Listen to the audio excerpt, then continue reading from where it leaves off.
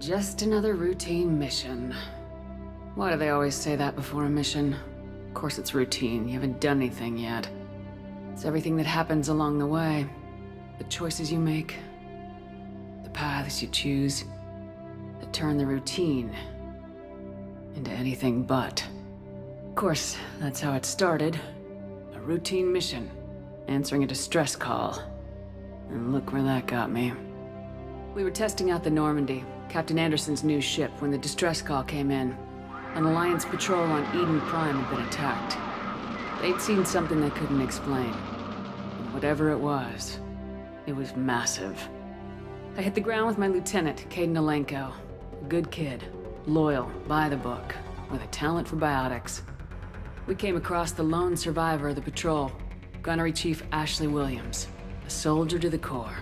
Tough, disciplined, ready to take on whatever came her way. Ashley joined up with us and took us to the spot where she lost her squad. That's when we saw it. The ship. Like nothing I'd ever seen.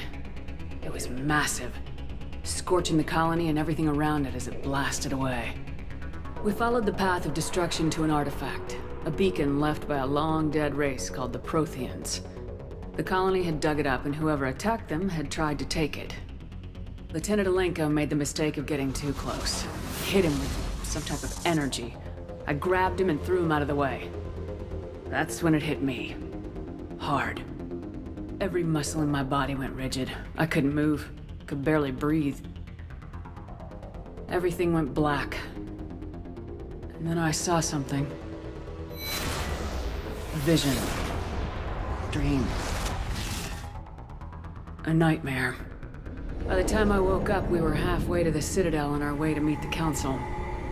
I was expected to explain what I'd seen. Anderson came along. So did Udina, our political representative on the Citadel. With those two heavyweights, it seemed reasonable we could persuade the Council that the ship we'd seen was a potential threat. As was the individual behind the attacks. The main suspect for the Eden Prime massacre was a Turian Spectre named Saren. He'd been seen by one of the survivors from the colony at Eden Prime, and there was some evidence to suggest that the ship was connected to Saren. But even Udina's pointed accusations weren't enough to convince the Council. They just couldn't believe one of their chosen elite Spectres could be guilty of something like that. They needed proof, which meant I needed proof. Fortunately, I wasn't alone in my search. Garrus, another Turian, wanted to help. A top agent for Citadel security. Despite orders from his superiors that he shouldn't get involved, he told me he was suspicious of Saren and he had some useful leads. More importantly, he was willing to share them. That led me to Rex, the biggest, nastiest looking Krogan bounty hunter I'd ever seen. He turned out to be more than just a brute. It was his intel that led us to a fugitive with incriminating evidence on Saren. The fugitive turned out to be an energetic little Quarian named Tali. A tech expert with a knack for hacking, she'd procured some information on Saren. Evidence that proved Saren was dirty. Tali's evidence proved that Saren was responsible for the massacre on Eden Prime, and the immense warship we'd spotted was in fact Saren's flagship. But it went much further. Saren was trying to find a way to bring back a race of sentient machines from dark space. Machines allegedly responsible for cleansing the galaxy of all organic life. These Reapers were blamed for wiping out all life 50,000 years ago, including the Protheans, then disappearing back through the mass relays to dark space, leaving no trace that they'd ever been.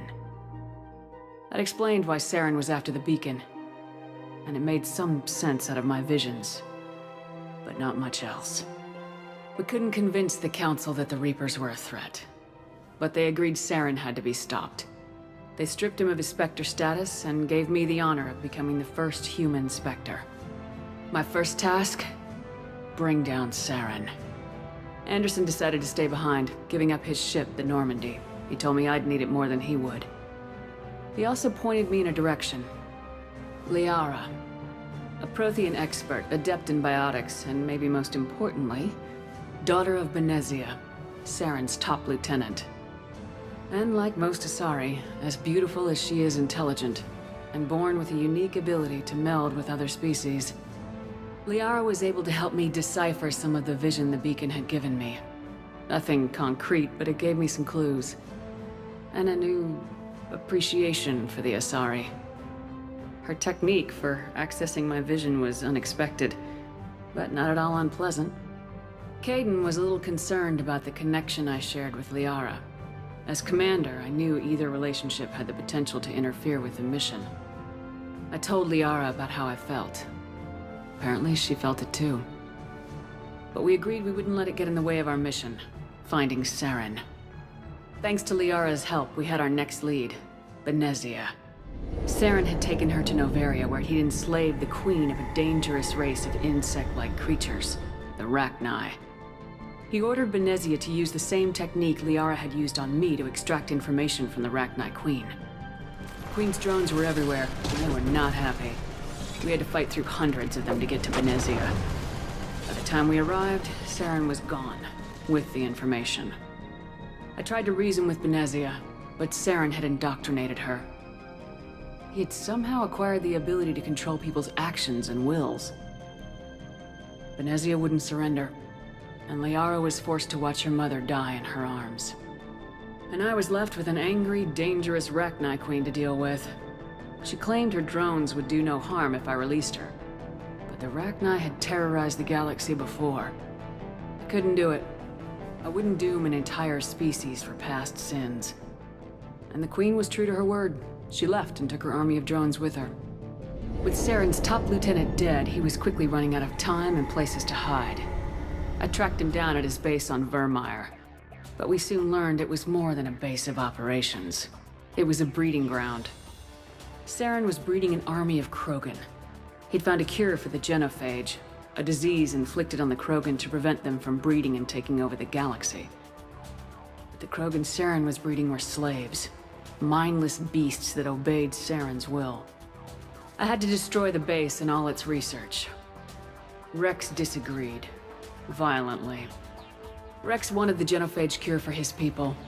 I tried to convince him to help me destroy it, that these Krogan weren't real. But he wouldn't back down. Fortunately, Rex is smarter than he looks. He realized this wasn't the way to help his people, and that Saren was the real threat. When we finally got to the center of the base, I realized just how close Saren was to completing his plan. He was already in communication with the Reapers.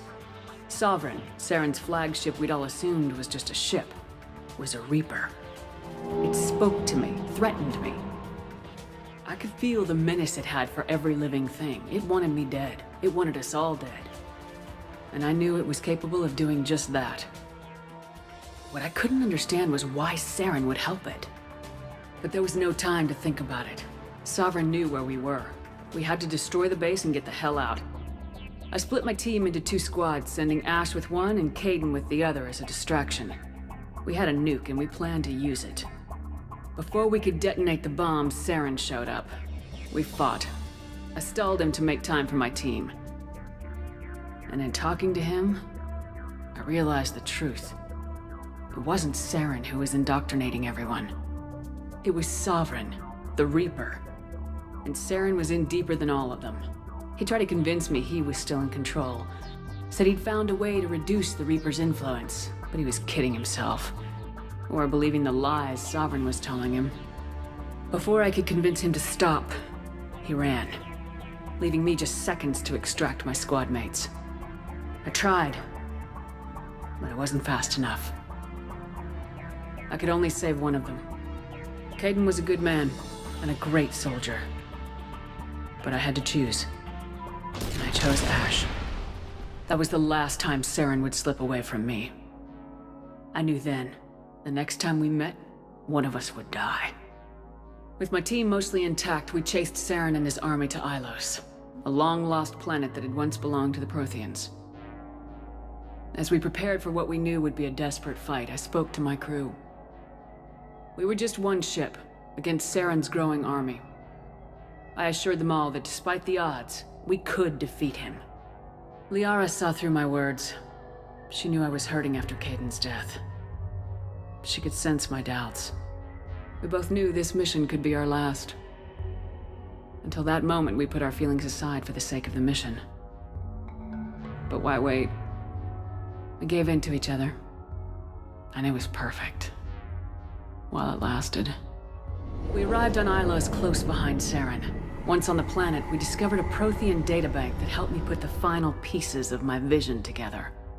The Reapers had come 50,000 years ago, and every 50,000 years before that, each time purging the galaxy of life.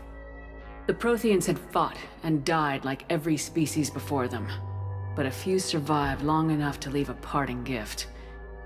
The Protheans had discovered that the Citadel was the key to controlling the mass relays.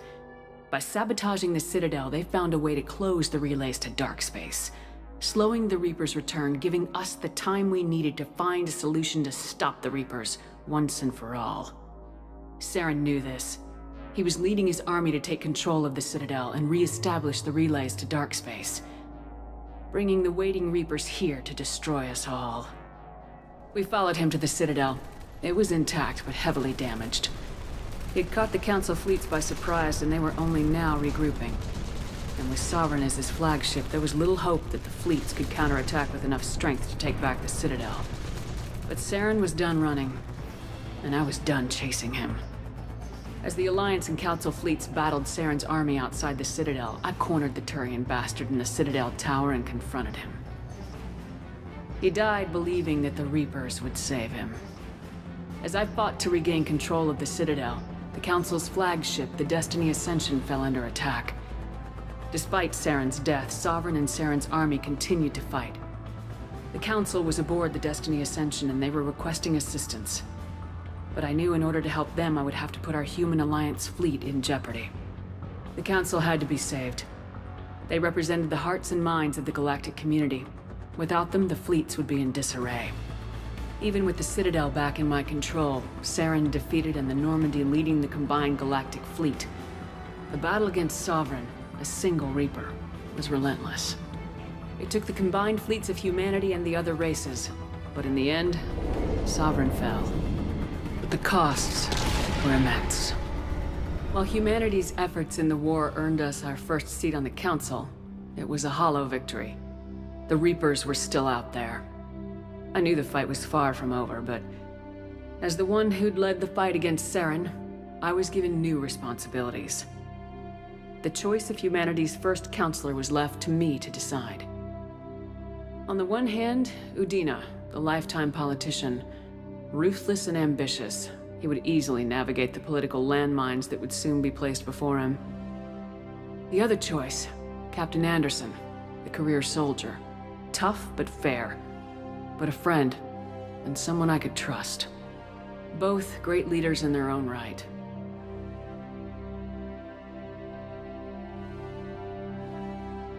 Anderson didn't want the job, which was a sure sign he'd be perfect for it. No ambition to get in the way. The war was over. The threat had passed. In time, the Council would rebuild itself. The Citadel could be repaired. Even the pain of lost friends would fade. But none of that mattered if the Reapers were still out there. And if they were all as powerful as Sovereign, we had to find a way to stop them. I had to find a way. I gathered my crew, took my ship, and went in search of answers. Officially, the Council would only say I was assigned cleanup duty, routing out any remnants of Saren's army. Just another routine mission.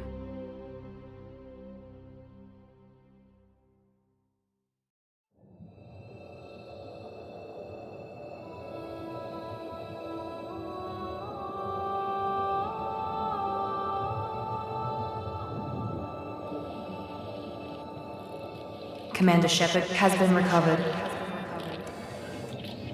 The Lazarus Project will proceed as planned.